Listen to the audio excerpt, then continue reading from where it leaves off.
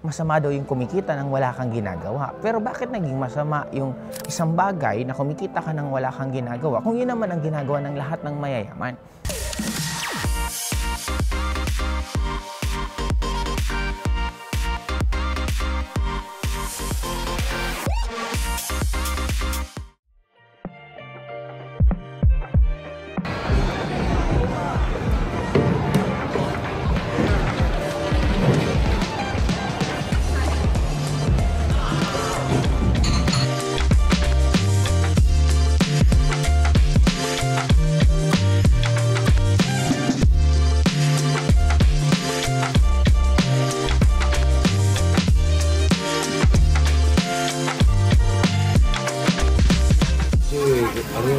Titigas kapag matagal. Wala siyang sauce. Ayan.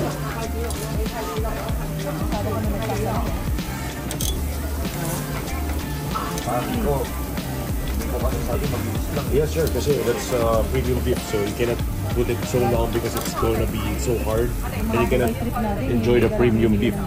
Premium beef, you don't cook it with high fire. Cook it with slow fire and just quickly you eat it when it's still red.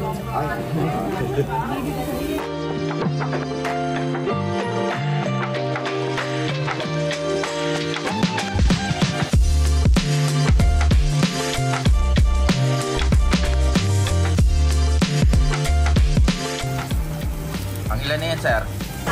Pangilan na? This is the fourth one. The fourth one. The fourth beef. 1, 2, 3. Yeah, this is my friend, the cow.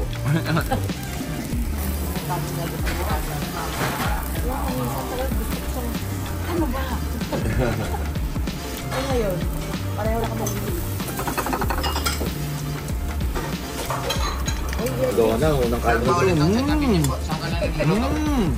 I only cook high-end beef like Wagyu and Kobe beef.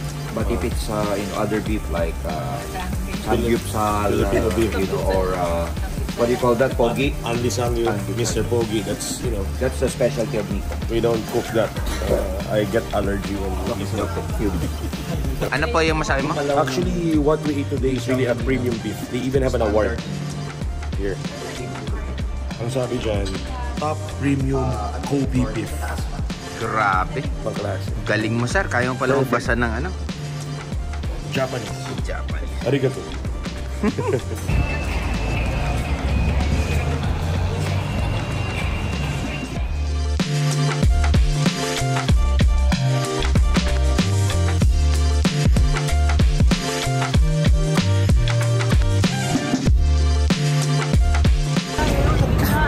Saan ba tayo pupunta? Doon! To the moon! Ano ba gagawin natin? Ba't ba magka-tram tayo? For experience! Yeah. The moon! To the moon! Vroom vroom! Stir stir! Sasakay po kami ng tram. Sa kapunta to the moon. Magkamaliman kami, pinakadulo, isa lang gagawin. Ano gagawin natin? Magka-taxi. Kaya ka maglalakad. Di ba nag-exercise? Pinapapayat mo si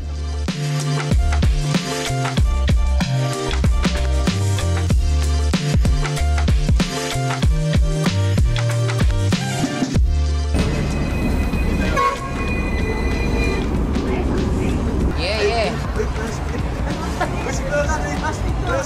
Ayan na naman kayo. Ayan na naman kayo.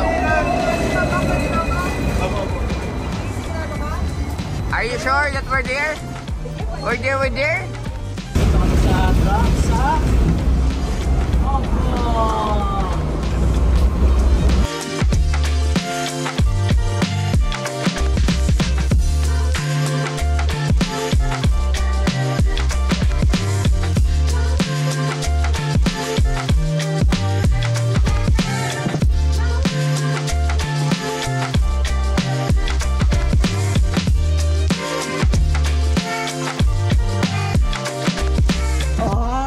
Ano meron sa spa? We have the best treatment here and we have the good therapist as well. Yes, and you can come and visit us anytime or give us an email or call us. Thank you. Thank you. Hi classmate. Pag-usapan naman natin ngayon is kung paano ma-maximize yung meron sa'yo. Kasi honestly, habang naglalakad ako dito sa streets ng Hong Kong,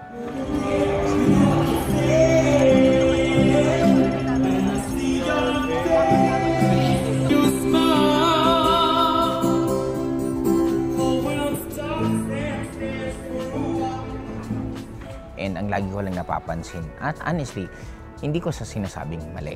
Pero ang point ko, nanghinayang lang din ako. Kasi marami ako nakikita dito na ang routine ng mga kapwa natin na kapatid na OFW, tuwing Sunday, syempre tumatambay sila. Ang iba nagiinuman, ang iba nag-video okay sa gilid ng kalsada.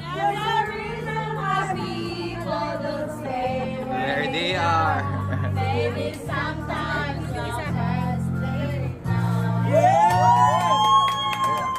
And ang iba nagchichismisan, ang iba nagbabanding. Para sa akin, I just find it na sayang kung na-maximize nila yun na maghanap sila ng ibang opportunity na pwede silang kumita ng pera. Di mas makakaipon sila ng mabilis at mas makakauwi sila ng mabilis din sa Pilipinas. Kasi always remember this, hindi naman habang buhay malakas tayo eh. Kaya lang nagiging problema nga lagi kong sinasabi, di ba? Ang solusyon sa problema, pag may problema ka, harapin mo na agad. Kaya lang dumadating tayo kasi minsan sa may problema ka, maninisi ka, iiyak ka, magdadrama ka for so long, then after, ihaharapin mo pa rin. At the same thing din yan sa mga ibang kumikita. Kaya may mga ibang tao na tumatagal umasenso sa life kasi nalilibang sila eh.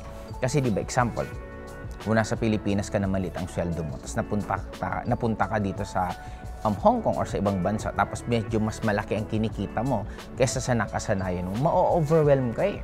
Kasi dadating ka pa sa stage na i-enjoy mo rin siyempre yung pera mo, bibili mo yung mga gusto mo, magtutulong ka sa mga kung kani-kanino. Kaya lang, always remember this, ang pinaka-goal dapat natin, if we really want na kumita ng malaki, is dapat marunong kang kumita kahit hindi ka nagtatrabaho. Yan ang ginagawa lahat ng mayayaman. Di ba ang mayayaman, they can still earn even natutulog sila.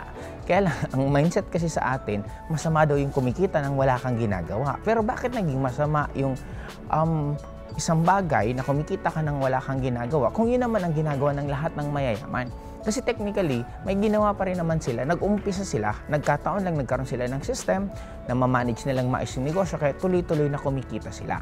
Ngayon, isang example ko lang to sa mga kapatid natin na OFW. Sayang lang. Kasi kung gagawin mo yung isang bagay na mas magiging productive para sa'yo, na mas makakatulong para umasenso ka ng mabilis, then bakit hindi? Di ba? Parang pagtatambay, anong makukuha mo? Pakikipagchismisan, anong makukuha mo? Yes, naiintindihan ko na minsan baka, pangpatanggal ng lungkot. Kaya lang, ang bottom line, hanggang kailan? Di ba? Kaya nga isa pa sa nanghihinayang ko, isa lang sa nanghihinayang pa ako classmate kasi papunta kami ngayon ng, saan tayo pupunta? Lang Kwai Fong. Punta kami Lang Kwai Fong, last day namin yan. Ngayon, isa pa nang hinahin ko katulad ng mga security guard. Imagine mga security guard, nakatunga nga sila maghapon at kadalasan nakikita mga security guard naglalaro ng ML, nag-Facebook. Sabi ko, sayang, di ba? Kung naghahanap sila ng pagkakitaan na gano'ng kaswerte. Guard ka, siniswelduhan ka. Kung may wifi pa yung opisina mo, yung tinatrabuhan mo, swerte mo, tapos maghanap ka pa ng ibang extra income.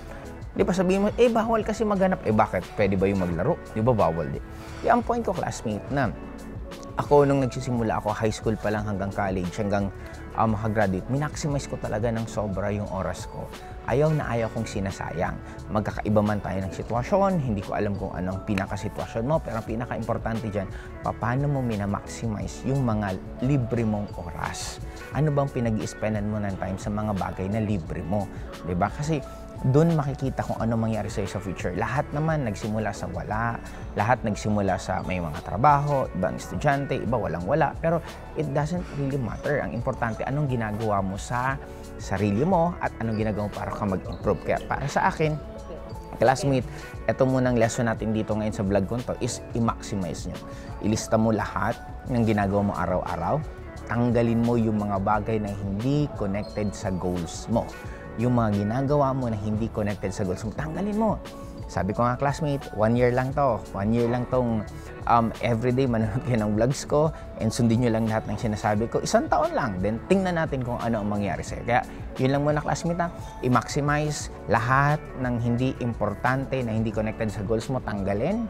Dagdagan ng oras yung lahat ng connected sa goals mo. Ano yung mga pwede mong gawin? Mag-aral kung paano ka lalo mag-improve kung ano man ginagawa mo ngayon. Gawin kung ano man yung ginagawa mo, mas lalong damihan, mas lalong higitan, mas lalong galingan.